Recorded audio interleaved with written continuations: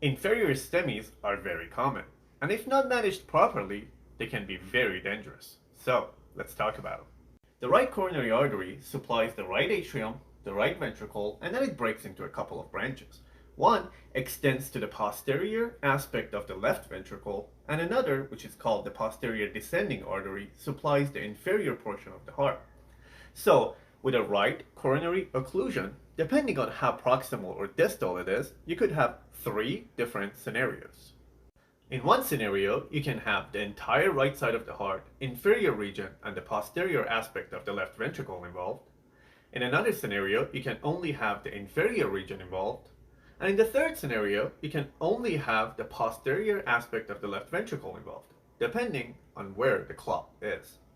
EKG manifestations of an inferior STEMI are elevations of 1 millimeter or more in leads 2, 3, and AVF, with reciprocal changes in leads 1 and AVL, with the elevation typically being much more significant in lead 3 than lead 2. Now, let's talk about some EKG rules when it comes to inferior STEMIs. Rule number 1 is a lead 3 and AVL reciprocal relationship.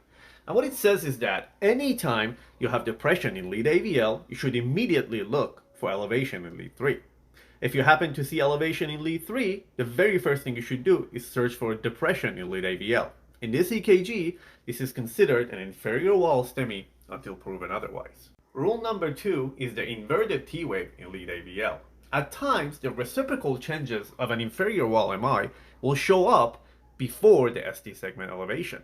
An inverted T wave in lead AVL should be considered a reciprocal change for an inferior wall MI until proven otherwise. If the right ventricle is involved, these patients will be preload dependent. So medications such as morphine, nitro, or beta blockers, which are known to reduce preload, should be avoided in these patients. The next rule tells us that we should look for right ventricular involvement on our EKG. And there are two ways to do that, and they're both just as dependable. The first one is elevation in lead V1. If you have an EKG with manifestations of an inferior wall MI, an elevation of 1 millimeter or more in lead V1 is a sign of right ventricular involvement.